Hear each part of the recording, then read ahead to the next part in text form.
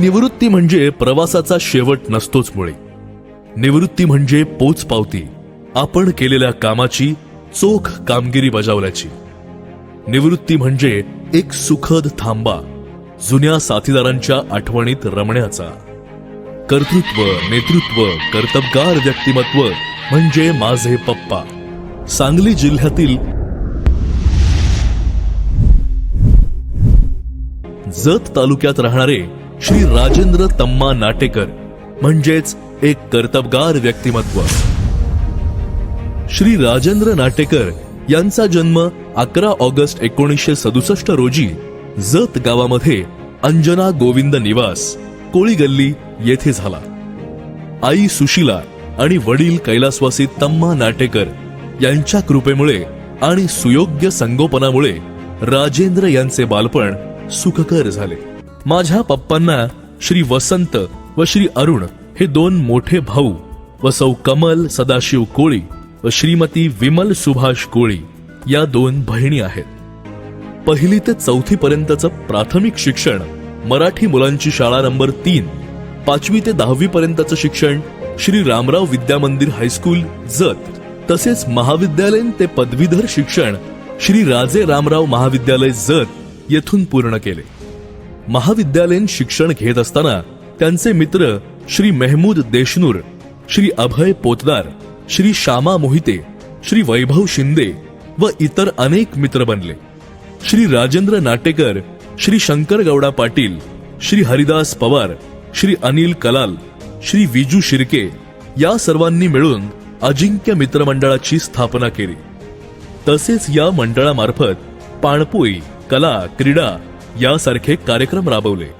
शिक्षण पूर्ण झाल्यानंतर सांगली जिल्हा मध्यवर्ती सहकारी बँक लिमिटेडचे व्हाईस चेअरमन श्री शिवगोंडा अण्णा मंगसुळे यांच्या शुभ आशीर्वादाने सांगली जिल्हा मध्यवर्ती सहकारी बँक लिमिटेड शाखा कवठे महाकाळ येथे 1990 साली माझे पप्पा हे प्रथम लिपिक या पदावर रुजू झाले आणि इथूनच त्यांच्या खऱ्या प्रवासाची सुरुवात झाली.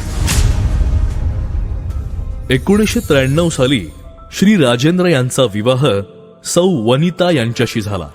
सौ वनिता यांनी लग्नानंतर डीएड केले. त्या BSc डीएड आहेत. त्यांना स्वतःच्या पायावर उभे राहण्यासाठी माझ्या पप्पांनी सर्वतोपरी प्रयत्न केले. त्यातही ते यशस्वी झाले. शांत, मनमिळाऊ, सर्वांशी आपुलकीने वागणाऱ्या सौ वनिता यांच्यामुळे पप्पांच्या जीवनाला एक टर्निंग पॉइंट मिळाला व या उभयतांची संसाराची गाडी वेगाने धावू लागली. श्री राजेंद्र व सौ वनिता यांच्या संसाररूपी वेलीवर 1994 मध्ये चिरंजीव रोहित व 1995 मध्ये कुमारी वृषाली अशी 2 फुले उमलली.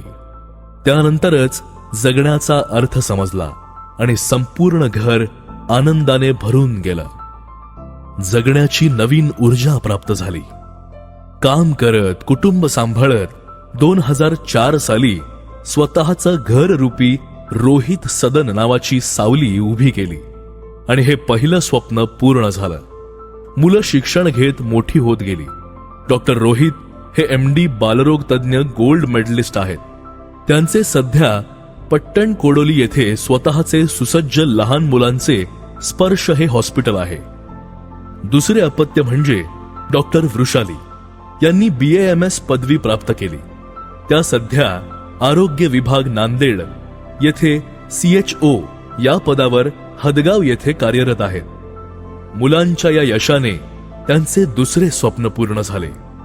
पुढे मुलगी डॉक्टर वृषाली यांचा शुभ विवाह doctor Satish Kopurwad MBBS MD radiologist Nanded यांच्याशी दिनांक 21 एप्रिल 2017 मध्ये झाला. डॉक्टर सतीश हे सध्या नांदेड जिल्ह्याच्या आरोग्य विभागात जिल्हा क्षयरोग अधिकारी वर्ग 1 या पदावर कार्यरत आहेत.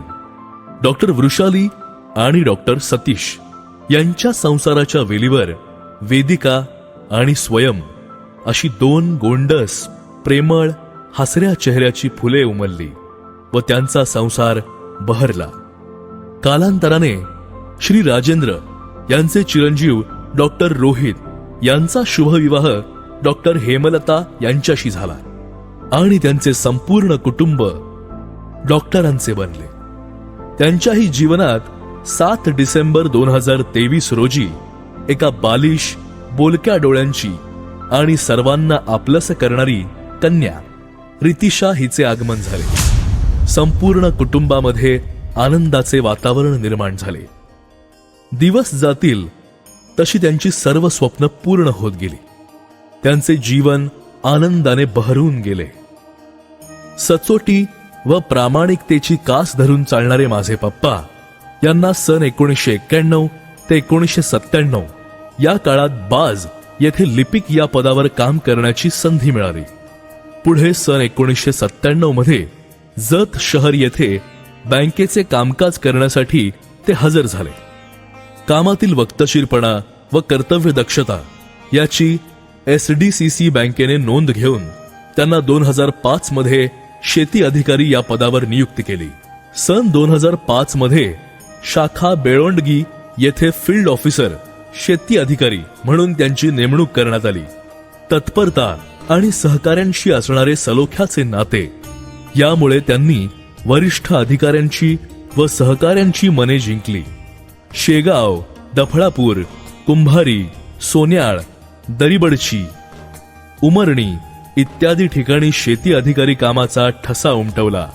त्यामुळे शेतकरी व पप्पांचे जिव्हाळ्याचे संबंध निर्माण झाले. येळवी, बसरगी, संख व उटगी अशा विविध ठिकाणी शाखा अधिकारी म्हणून काम केले. सन 2000 मध्ये मार्केट यार्ड शाखा जत येथे पासिंग ऑफिसर व सन 2022 मध्ये विशेष वसुली अधिकारी आणि सन 2023 मध्ये तालुका विभागीय अधिकारी म्हणून विशेष जबाबदारी पार पाडली. अशा विविध जबाबदाऱ्या पार पाडत असताना त्यांनी वरिष्ठांचा आदर केला व ग्राहकांचा सन्मान केला. ही जबाबदारी पार पाडत असताना कैलासवासी विठ्ठल वाघमारे, श्री शहाजी भोसले व श्री HK मणेरी, श्री DB बामणे यांचे मोलाचे सहकार्य व साथ मिळाली. यामुळे काम करत असताना माझ्या पप्पांना कोणताही अडथळा किंवा अडचण आली नाही.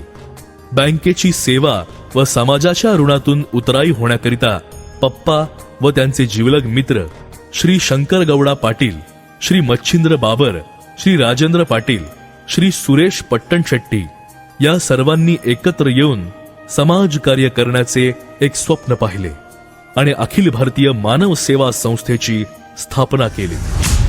या संस्थेने जनजागृती शिबिर, पाणपोई, पेपर स्टॉल सुरू केले व मुकबधीर शाळा जत येथे मुलांना खाऊ वाटप करणे असे विविध कार्यक्रम या संस्थेमार्फत घेण्यात आले.